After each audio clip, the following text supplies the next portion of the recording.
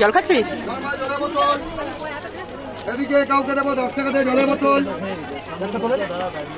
Normal জল।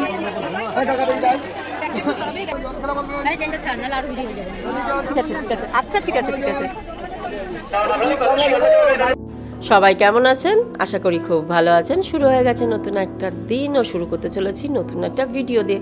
স্ক্রিনের ওপরে যে নাম্বারটা দেখলেন সেই নাম্বারটা লিখে রাখলাম এই কারণেই, কারণ আজকের এই দিনটাকে আমি স্মরণীয় করে রাখতে চাইছি। আজ রবিবার, আমি শনিবারের একটা ভিডিও আপনাদের সামনে আজ তুলে ধরবো। গত শনিবার বোনের একটা শখ পূরণ করতে যে কি বড় বিপদের মুখ থেকে অবশেষে দুই বোনে বাড়ি ফিরে এসেছি, সেটা ভিডিও পুরো দেখলেই আপনারা বুঝতে পারবেন। পুরো ভিডিওটা দেখতে থাকুন, আমি ভিডিও শেষে অবশ্যই সে সম্বন্ধে বলবো। ঘড়িতে এখন বাজে 2:30। এখনও দুই বোনের টিফিন করা হয়নি, সবে দুই বোনে বাড়ি ফিরলাম। আগে একটু ফ্রেশ হব, ফ্রেশ হয়ে আগে টিফিনটা করব, তারপরে বাকি কাজগুলো করবো। এখনো রান্না বাকি, দুপুরের ঠাকুর দেওয়া বাকি, বাদ বাকি যা কাজ থাকে। বাবুনি, টিফিন খাচ্ছ কটার সময়? এখন 2:30টার সময়। আমরা সকালে টিফিন খাচ্ছি, ডাল, পটলের তরকারি আর একটু ভাজা আছে। 2:30টার সময় টিফিন, একেই বলে ভাগ্য, তাই তো বুনি? তার মধ্যে রাস্তায়ও তেমন কিছু খাওয়া হয়নি। যা ঘটনা ঘটেছে তারপরে খাওয়া তো দূরের কথা, যে শখ পূরণ করতে গেছিলাম সেটারই ইচ্ছা চলে গেছিলো। তাও কিছু করার নেই। যাই হোক, বেরিয়ে যখন পড়েছি শেষমেশ ভাবলাম করেই আসি। শখটা কি সেটাও ভিডিও শেষ অবধি দেখলে জানতে পারবেন। খাওয়া দাওয়া করে এখন ঘড়িতে বাজে 3টে, লেগে পড়েছি রান্নাতে। আর খেতে খেতেই ঠিক করে নিয়েছিলাম আজকে রান্না করব। আজকে রান্না হবে ডিমের ঝোল আর বেগুন পোড়া। যদিও বা বেগুনগুলোর যা অবস্থা, সেগুলো পোড়া খাওয়ার মতন নয়, খুবই ছোট ছোট মানে বেগুন আর কি। কিন্তু এর থেকে চটজলদি রান্না আর কিছু মাথায় আসেনি, তাই এটাই আজকে রান্না। আর বোন তো গোটা ডিম খেতে একদম ভালোবাসে না, তাই বোনের জন্য সর্বদা ডিমটা একটু অন্যরকম পদ্ধতিতে করতে হয়। সেটাকে তারপরে ভেজে নিতে হয়, মানে একটু ভাপা করতে হয় অমলেট বানিয়ে, তারপরে সেটাকে ভেজে নিই। আর আজকের পুরো রান্নাই বোন করছে। পেঁয়াজ, গোটা গরম মশলা, তেজপাতা, সাদা জিরে সব কিছু ভালো করে ভেজে নিয়েছে। তারপরে দিয়ে দিল পেঁয়াজ, রসুন, আদা একসাথে পেস্ট। এখানে নুন, শুকনো লঙ্কার গুঁড়ো, কাশ্মীরি লঙ্কার গুঁড়ো, হলুদ, জিরে গুঁড়ো, ধনে গুঁড়ো, সামান্য কয়েকটা চিনির দানা, টমেটো পেস্ট সব কিছু দিয়ে মশলাটা সুন্দর করে কষিয়ে নিয়ে ডিমের ঝোলটা কিন্তু দারুণ করেছিল। আর একটা কথা শেয়ার করি, যারা পুরো ভিডিও দেখবেন তারা জানতে পারবেন। যদি তরকারিতে অত্যাধিক বেশি নুন হয়ে যায় না, সেক্ষেত্রে একটা আলু পাতলা পাতলা করে কেটে তরকারির মধ্যে দিয়ে তরকারিটাকে আলুটা সেদ্ধ হওয়া পর্যন্ত ধিমে আঁচে ফুটিয়ে নেবেন। দেখবেন আলু সেদ্ধ হয়ে যাবে, সমস্ত যে এক্সট্রা নুন সেটা সোক করে নেবে। রান্না শেষ, চান টান করে বোন এখন দিয়ে নিচ্ছে পুজো। ঘড়িতে এখন বাজে 5টা। এবার খাওয়া দাওয়া করে নিয়েছি। এবার আপনাদের সাথে শেয়ার করি কি ঘটনা ঘটেছিল। বেশ আজ বছর ধরেই বোনের একটা ইচ্ছা ছিল, একটা বড়লোকের চাদর কিনবে।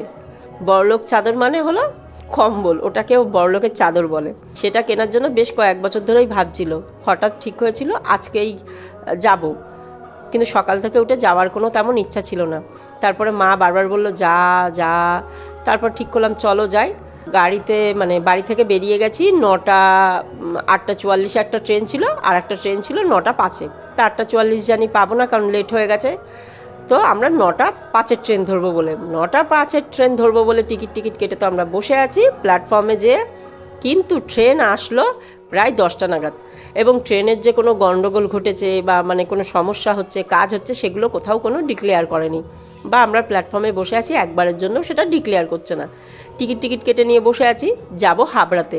ভাবলাম টিকিট কাটা হয়ে গেছে, একটু দেখি। এই করতে করতে শেষমেশ ট্রেনে উঠে পড়লাম। ট্রেন এলো 10টা নাগাদ, সেই ট্রেনে উঠলাম।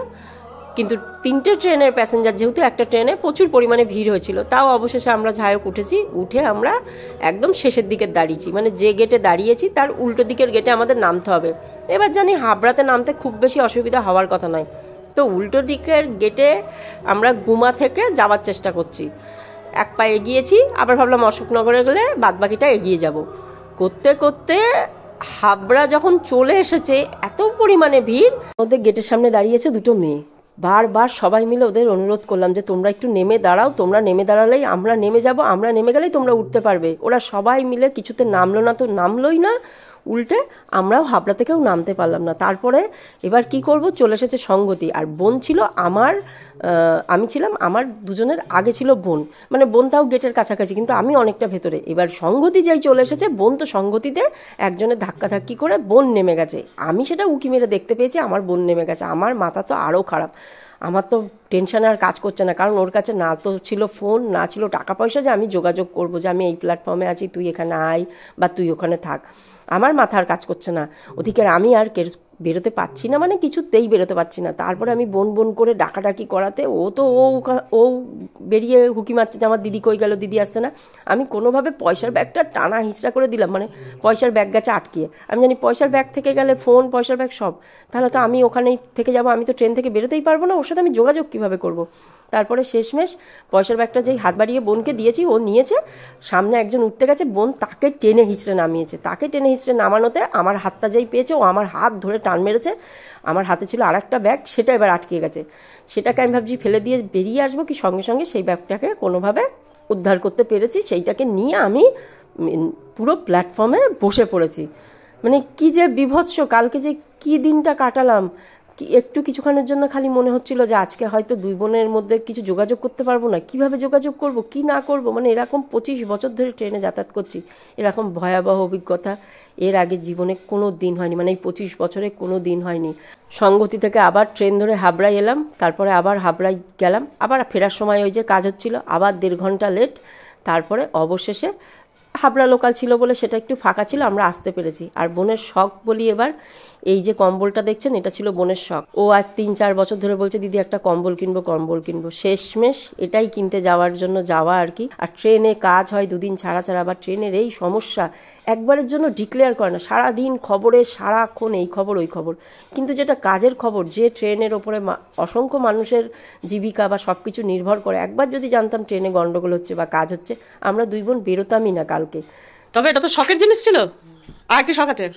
অনেক মানুষের শখের শেষ থাকে রে। না না, এই যে বললি এই শীতেই কিনবি কার্পেট, শখের কম্বল। হ্যাঁ, তো শখের কম্বলকে একটু জড়িয়ে ধর না, ওই সব নেই আমার মধ্যে ভাই।